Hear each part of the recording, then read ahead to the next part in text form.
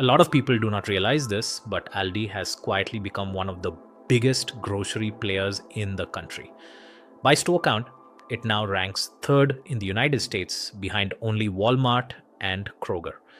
Today, Aldi runs more than 2,600 locations across 39 states, and it is the fastest growing supermarket chain in the US. In 2025 alone, Aldi opened nearly 200 new stores. That was its biggest expansion year ever, and more than any other grocer in the US. Between 2019 and 2024, its foot traffic rose by more than 50%. And what is interesting is that Aldi has grown through every kind of economy: good times, bad times, inflationary periods, slowdowns, because there is always a moment when consumers want to save money. And if you are a traditional grocer watching this, you cannot afford to ignore it. These are not fringe players anymore. These are companies you have to adapt your strategy around. So, what separates Aldi from everyone else? The answer is simplicity. Aldi runs a no-frills model: lean staff, small stores, limited assortment. Many products are kept directly in cardboard boxes or stacked on pallets instead of fully stocked shelves.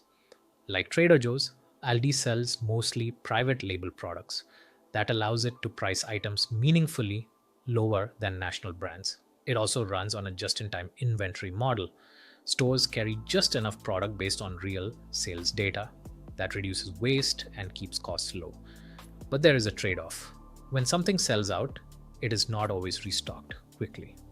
And customers complain about that online all the time. Aldi's response is simple: you might have to shop somewhere else occasionally. But what they want is for customers to shop Aldi first. That mindset tells you a lot about how confident they are in their value proposition. There are also a few things about Aldi that feel almost intentionally inconvenient, and they are all by design. You bag your own groceries, there are no free bags. You put a quarter into the cart to use it, and you get it back when you return it. These small frictions save Aldi millions of dollars in labor costs every year. And when you zoom out, those savings are what allow the prices to stay low. What a lot of people forget is that Aldi is not new to the US. It opened its first American store in Iowa about 50 years ago. For a long time, expansion was slow. Up until the early 2000s, Aldi was niche. That changed when the company invested in better in-store experiences. Stores were remodeled, fresh food selections improved, and at the same time, consumer behavior started shifting. Across income levels, shoppers began prioritizing value. Not just low prices, but predictable prices. That trend accelerated in the last few years. Today, Aldi is in the middle of a 5-year, $9 billion growth plan. That includes opening 3 new distribution centers, expanding further west, and entering its 40th state. But Aldi's model is not perfect. A smaller staff can hurt the in-store experience. The narrow assortment means many shoppers still have to visit a second store. And compared to competitors, Aldi has lagged in e-commerce. It is trying to catch up by relaunching its website, but digital is still not its strength. Recently, Aldi also rebranded its packaging, consolidating private labels under the Aldi name. That move came alongside another lawsuit claiming the packaging looks too similar to competitors. Aldi says the refresh was planned independently and had nothing to do with legal claims. Now here is where Zena comes in. Because Aldi's success is not just about price, it is about operational discipline, private label strategy, and understanding exactly what shoppers value and what they are willing to give up.